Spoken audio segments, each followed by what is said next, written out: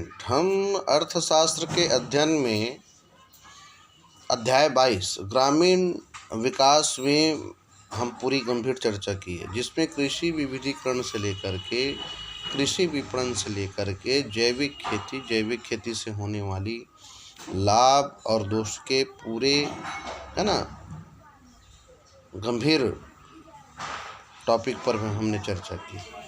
मेरे ख्याल से आप लोग उसका नोटेशन भी तैयार कर लिए होंगे। अब अध्याय 22 के बाद आता है अध्याय 23 भारत में मानव पूंजी निर्माण यानी human capital formation in India. तो ये भारत में मानव पूंजी निर्माण क्या चीज़ है, देखिएगा। इसमें भूमिका बताता है कि कौशल का किसी अर्थव्यवस्था की उत्पादन प्रक्रिया में एवं विकास प्रक्रिया में महत्वपूर्ण योगदान होता है। कौशल जितना उच्च कोटि का होगा, उत्पादन विकास की प्रक्रिया में उसका उतना ही अधिक योगदान होगा।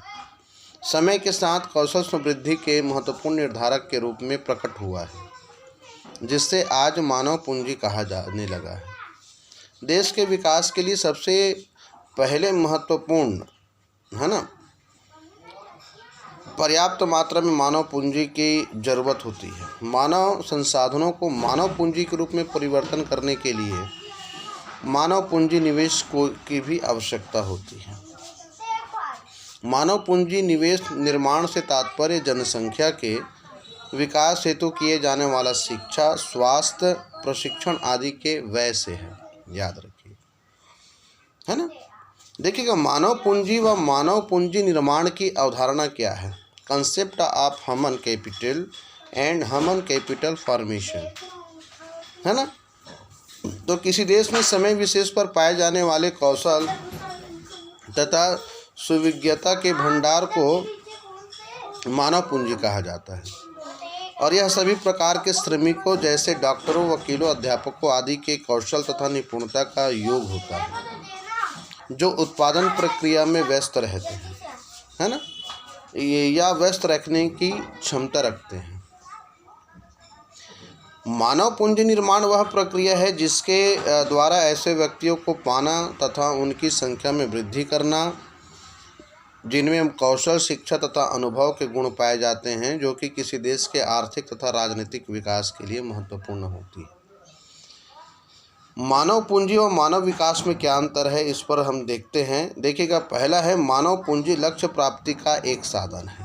भाई कोई भी टारगेट हो, उसको पूर्ति करने के लिए मानव की आवश्यकता हो, और मानव पूंजी उसका प्राप्ति का एक साधन है, जबकि मानव विकास अपने आप में लक्ष्य है। ठीक है ना। मानव पूंजी से श्रम की उत्पादकता में वृद्धि होती है। इसके विपरीत मानव विकास इस मान्यता पर आधारित होते हैं कि शिक्षा एवं स्वास्थ्य मानव कल्याण के अभिन्न अंग हैं। शिक्षा एवं स्वास्थ्य के आधार पर लोगों के स्वस्थ एवं दीर्घ जीवन की गुणवत्ता में सुधार होता है। मानव पूंजी की तुलना में मानव विकास की अवधारणा अधिक व्यापक है। देखिएगा, मानव पूंजी तथा भौतिक पूंजी में अगर अंतर को देखें तो भौतिक पूंजी दृश्य होती है और इससे अन्य वस्तु भांति बाजार में सरलता से बेचा व खरीदा जा सकता है, लेकिन मानव पूंजी अदृश्य होती है, इसे बाजार में बेचा या खरीदा नहीं जा सकता, है ना भाई। केवल मानव पूंजी से संबंध सेवाओं को ही बेचा जा सकता है। और भौतिक पूंजी और उसके स्वामित्व का अस्तित्व अलग अलग होता है, जबकि मानव पूंजी को उसके स्वामी से अलग नहीं किया जा सकता। भौतिक पूंजी से निजी लाभ उत्पन्न होता है, जबकि मानव पूंजी से निजी और सामाजिक लाभ दोनों प्राप्त होते हैं। और मानव पूंजी निर्माण के स्रोत और निर्धारक तत्व को देखें तो शिक्षा पर व्यय। शिक्षा पर किया गया व्यय देश में उत्पादक कार्य बल की संख्या में वृद्धि करने का सबसे अधिक महत्वपूर्ण ढंग है। यह मानव पूंजी निर्माण का महत्वपूर्ण निर्धारक है, और शिक्षा के मौद्रिक लाभ शिक्षा की लागत से कहीं अधिक होती है। मानव पूंजी निर्माण के बाजार मूल्य का अनुमान लागत तथा लाभ के अंतर द्वारा लगाया जाता है ना। स्वास्थ्य पर व्यय यानी स्वास्थ्य पर व्यय देश में स्वस्थ एवं श्रम बल की आपूर्ति होती है, जिससे देश के सकल घरेलू उत्पाद में अधिक वृद्धि होती है। अतः स्वास्थ्य पर किया जाने वाला व्यय मानव पूंजी निर्माण का महत्वपूर्ण स्रोत माना जाता है। ठीक है। कार्यस्थल पर प्रशिक्षण, यानी कार्यस्थल पर दिए जाने वाले प्रशिक्षण के फलस्वरूप श्रमिक अधिक कार्यकुशल तथा उत्पादक होते हैं और इस प्रकार के व्यय की तुलना में श्रम उत्पादकता में वृद्धि से हुए लाभ कहीं अधिक होते हैं, है ना। अतः इस पर किए जाने वाले व्यय को मानव पूंजी के निर्माण का प्रमुख स्रोत माना जाता है। कार्यस्थल पर प्रशिक्षण को स्थानांतरण, देखिए स्थानांतरण पर किया गया व्यय भी मानव पूंजी निर्माण का महत्वपूर्ण स्रोत है, क्योंकि लोग उच्च आय वाले रोजगार की तलाश में पलायन कर जाते हैं। वहां उनकी आय की प्रवास से जुड़ी सभी लागतों से अधिक होती है।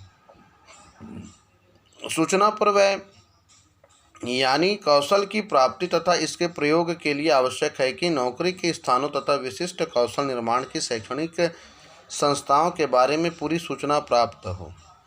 तदनुसार सूचना पर किया गया व्यय भी मानव पूंजी निर्माण का एक अन्य निर्धारक है, जिसको भी स्रोत माना जाता है। और आर्थिक समृद्धि में मानव पूंजी का महत्व को अगर देखते हैं तो ऐसी दशा में भौतिक पूंजी का कुशल उपयोग मानव पूंजी पर निर्भर करता है। मानव पूंजी निर्माण पूंजी की उत्पादकता में वृद्धि करता है, जबकि उत्पादकता बढ़ती है तथा विकास की गति तीव्र होती है ना। और मानव पूंजी निर्माण उत्पादकता बढ़ाने के साथ साथ नव प्रवर्तन तथा आविष्कारों को विकसित करती है, जो कि आर्थिक विकास के निर्धारक तत्व हैं।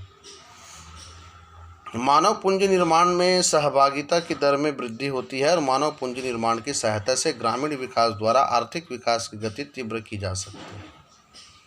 तो इस प्रकार से हम देख सकते हैं कि विभिन्न स्तरों पर मानव पूंजी का निर्माण, चाहे भौतिक कल्याण के लिए हो, चाहे, है ना, जितनी भी आर्थिक समृद्धि मानव पूंजी का जो महत्व को बताता है, ये आर्थिक प्रगति का स्रोत माना जाता है। ठीक है। देखिएगा, मैं आप लोगों को जो असाइनमेंट नंबर 4 दिया हूँ उस सब भाग 2 अर्थशास्त्र का है, अर्थशास्त्र भाग 2। ठीक है। जहाँ पर आपको, है ना, स्वतंत्रता प्राप्ति के पश्चात से प्रारंभ होकर प्रश्नों को मैंने प्रारंभ किया है, यानी इंडियन इकोनॉमी से आप लोगों को, भारतीय अर्थव्यवस्था से आपको जो प्रश्न दी गई है उसको ही सॉल्व करेंगे। ठीक है। किसी भी प्रकार की समस्या हो तो मुझसे पूछ सकते हैं। और आज के लिए बस इतना ही। Thank you.